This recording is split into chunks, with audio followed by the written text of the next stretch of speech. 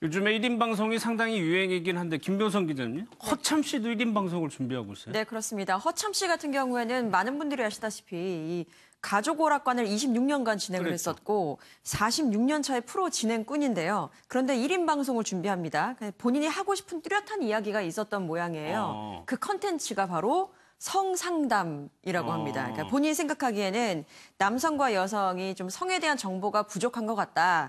완성된 성을 좀 이룰 수 있을까 싶어서 건강 정보 프로그램을 준비 중이다라고 합니다. 건강 정보 프로? 네. 아이템이 이제 이게 되는군요. 근데 허참 씨가 귀농을 하셨나 본데 귀농에 대해서 굉장히 좀 부정적으로 얘기하죠. 쉬운 게 아니라는 게 사실 쉬운 게 아니죠. 우리가 그냥 일반 도시에 사시는 분들이 가끔 귀농에 대해 생각하시고 이런데 물론 준비를 잘하고 가면은 성공할 수 있지만 상당히 힘들죠, 사실. 도시 농사라는 게. 그러니까요. 농사라는 게 힘들어요. 그러니까 허참 씨 입장에서는 사실 본인은 계속 하고 있지만 이상벽 씨도 본인이 데려갔다는 거 아니에요. 귀농하라고 얘기해가지고. 이상벽 씨 같은 경우에는 귀농으로 갔다가 땅값 오르니까 땅 팔고 본인은 나왔대요, 그냥.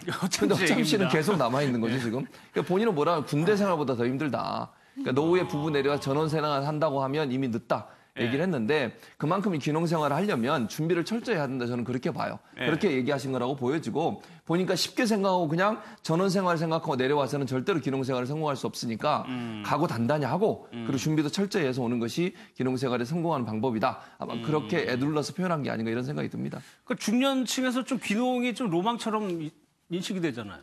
그래서 저도 이제 시골 출신이고 충청북도 출신이지만 귀농해서 성공하는 분들이 극히 드물고 다시 귀농했다 돌아오는 분들도 있고 그래요? 또 이제 현지인들하고 마찰도 있고 그런데 농사도 접은 분들이 농사도 짓던 분들이 질 수 있는 거죠.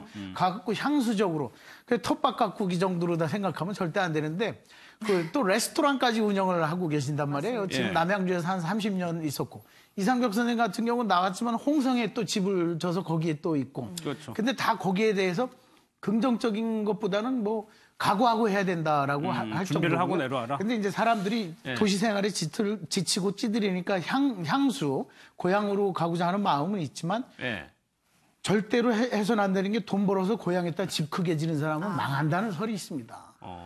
알겠습니다. 그런데 김 기자님 좀 얻은 거는 있는 것 같아요. 참 내려가서. 네, 얻은 거는 있는데요. 참 누구나 예상할 수 있는 걸 얻지 않았나 싶습니다. 공기가 좋다라고 하던데요. 공기가 좋은데 이게 땔감을 직접 떼기 위해서 뒷산을 오른다고 해요. 오르다 보니까 땀도 흘리고 뇌폐물도 배출이 되면서 피부도 좋아지고 건강해지면서 또 이젠 땅에서 텃밭을 일구니까 먹거리가 늘 풍성하다는 거예요. 그래서 사시사철 나를 지켜주는 이 화수분 같은 존재다라면서 텃밭에 대해서 또 칭송을 하기도 했습니다. 그런 장점이 있고 또 단점이 있고 1인 방송 말씀을 드렸는데 벌써 하고 있는 분이 있습니다. 이용렬 씨인데 한번 영상을 좀 보겠습니다. 제가 키우던 고양이가 있는데 얘가 15살이 2년 전에 15살이 됐거든요. 예. 아이가 쉼털이 나기 시작하면서 이제 늙어가는 걸 느끼겠더라니까요. 걔 이름이 풀버리. 네. 야, 제가 말을 한다면 참 할 말 많겠다, 나한테. 아이고, 뭐, 내 까다로운 성격 맞추려고도 힘들었고, 여러 가지로. 그런데 올해 4월 달에 암 진단을 받았어요. 그래서 급하다 싶어가지고 좀 서두르면서 시작한 게 이제 한 5달 돼가네요. 이 유튜브라는 것이 이게 시간이 많이 걸리는데, 근데 너무 재밌어요. 한편 4, 5분짜리 하려면 한 5, 6시간은 걸리는데, 이건 진짜 여기는 진짜 그야말로 창작의 어떤 갈등을 해소해 줄 수 있는 곳이다. 아주 신나게 잘 하고 있습니다. 김 기자님, 이용렬 씨의 콘텐츠는 고양이? 네, 그렇습니다. 펫 방송을 지금 하고 있는데요. 만약 1인 방송 중에서 가장 인기 있는 콘텐츠 중에 하나가 또 이런 펫 방송이거든요. 그래요? 그런데 앞서 들으신 것처럼 이용렬 씨 같은 경우에는 고양이였고 고양이가 암 진단을 받으면서 좀 마음이 안 좋았었는데 그간 이 고양이를 찍어놓은 영상들이 굉장히 많았던 거예요. 그걸 또 잘 정리해놨고 해서 풍부한 콘텐츠가 마련이 돼서 그것을 직접 편집도 하고 이제 또 만들면서 그렇게 영상을 올렸는데요. 지금 1인 방송인데 6월부터 시작을 했습니다. 예. 6월 시작했는데 지금 구독자가 한 8,000명 정도 된다고 해요. 사실 1인 방송치고는 많은 숫자는 아니지만 그렇죠. 예. 지금 된 지가 얼마 안 됐기 때문에 앞으로의 가능성이 좀 열리지 않았나 싶습니다. 그런데 이거를 방송을 시작한 이유가 사실 TV에서 활동하시던 분들이 그 공간이 없어지는 측면도 있는 것 같아요. 그러니까 아무래도 이제 이용렬 씨 하면 우리 세대야 뭐 잘 알죠. 워낙 유명했고 워낙 뭐 공중파에서도 엄청나게 활약을 많이 하셨던 분인데 시간이 지나면서 이제 연세가 드시면서 자리는 이제 후배들한테 물려주고 본인은 이제 공중파나 이런 일반 방송 매체에 출연을 거의 이제 안 하시는 상황이잖아요.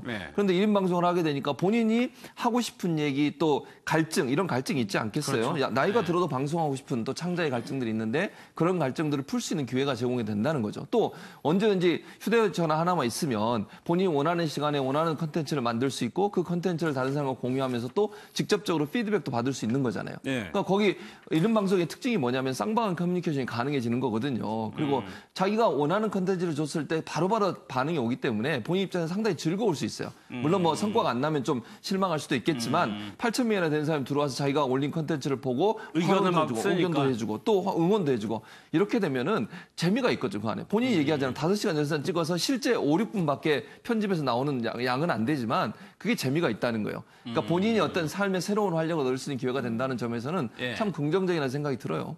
그러면 김 기자는 지금 저거 말고 이용렬 씨의 근황은 어떻게 해요? 일단 뭐 톱 MC로서 성공을 했고 1인 방송을 도전했는데 요즘에는 또 나이도 연세가 있다 보니까 주례가 많이 들어온다고요. 결혼식 주례. 그런데 주례를 하는 사람도 그렇고 주례를 받는 사람도 그렇고 이 사례비 책정이 굉장히 어려울 겁니다. 굉장히 톱스타였기 때문에요. 그래서 생각한 게 주례를 그냥 봐줘야겠다라고 생각을 했대요. 그냥이라는 건 공짜로. 그런데 조건이 있는데 내가 주례를 봐주면 에티오피아 어린이 한 명을 도와라라고 권유를 했다는 거죠. 그래서 지금까지 27쌍 주례를 봐줬고 다음 달 또 한 쌍이 더 추가가 되면서 좋은 일에 앞장서고 있고요.